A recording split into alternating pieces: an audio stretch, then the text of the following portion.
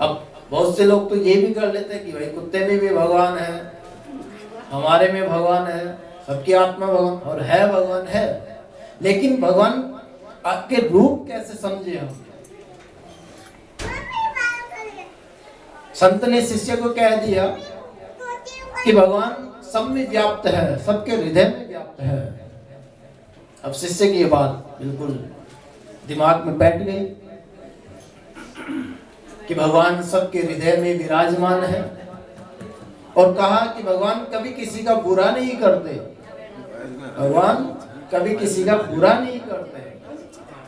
तो ये बात भी शिष्य के बैठ गई।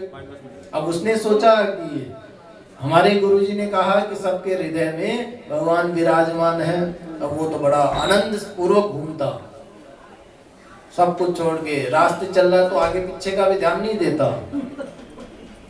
एक दिन ऐसा संजोग हुआ कि एक हाथी पगला गया, तो पगला गया, वो दौड़ते दौड़ते आ रहा था।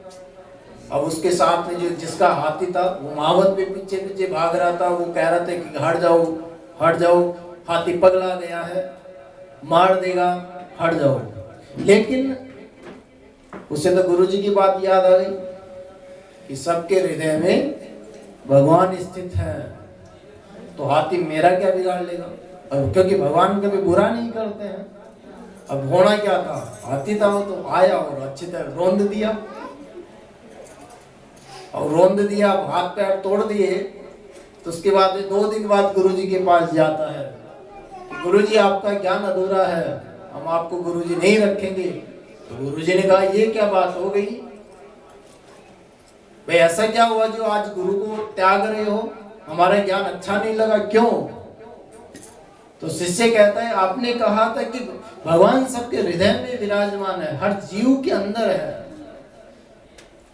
तो वह हाथी के अंदर भी भगवान था, लेकिन भगवान तो आपने कहा दयालु होते हैं, उसने तो हमें इतना बुरा रोक दिया कि हाथ पैर तोड़ दिए। तो गुरुजी बड़ी सुंदर बात कही कि तुझे हाथी में ही भगवान दिखा, वो महावत कह रहा था हट जाओ, वो भगवान नहीं दिखा।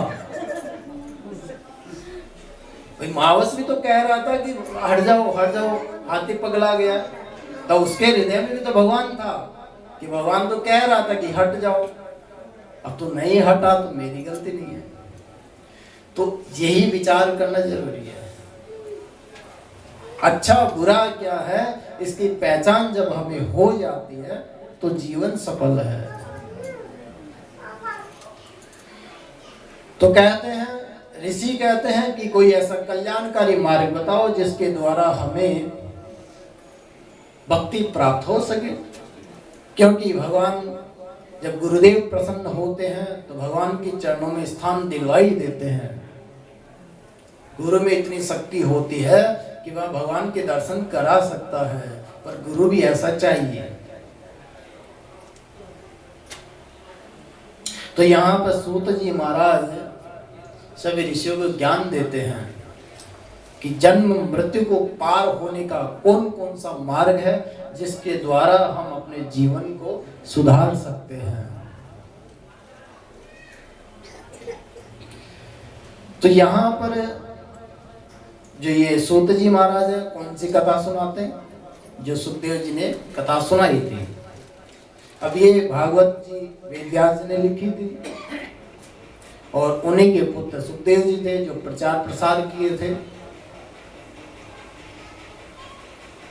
काल व्याल मुख ग्रास त्रास निर्नाश हेतवे श्रीमद् भागवतम शास्त्रे कलौ कीरेन भाषितम् एतस्माद् परम किंचिन मनः शुद्धैन विद्यते जन्मांतरे भवेत् पुण्यम तदा भागवतम लभेत।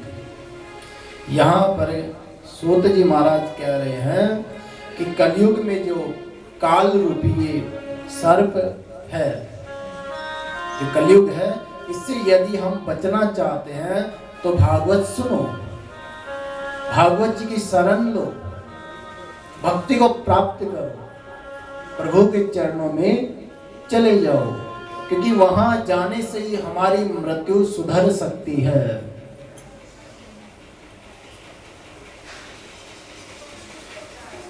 कि यदि हम अपने मन की शुद्धि चाहते हैं तो हमें भागवत सुननी चाहिए।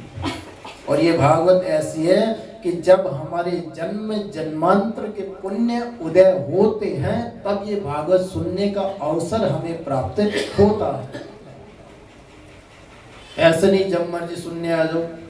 अब यहाँ पर देखो गिने चुने लोग हैं, और यदि इसके विपरीत कोई और कार्य होता, कोई नेता आ जाता, जबकि नेता कभी भला चाहता नहीं चाहता, फिर भी हम जाते, कम से कम देख के लेते उसको। इसलिए दूसरे की तुलना मत करो, या लोगों से ऐसे मत देखो जैसे कोई कहता वो नेता है हमें उसके पास जाना चाहिए।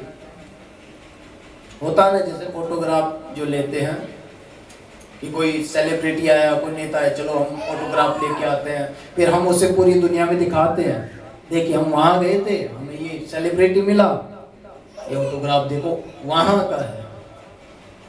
होता है, लोग सजा के रखते हैं, लेकिन नहीं, ऐसे बनो कि हम लोगों को ऑटोग्राफ दें। क्या करना उस ऑटोग्राफ का लेके? ऑटोग्राफ लेना है तो हमें भगवान की शरण में जाना चाहिए, क्योंकि वहीं हमारा जीवन सुधार सकते हैं, भगवान ही हमें बड़ा बना सकते हैं। बाकी संसार में कोई ऐसा व्यक्ति नहीं है जो हमें बड़ा बना दे।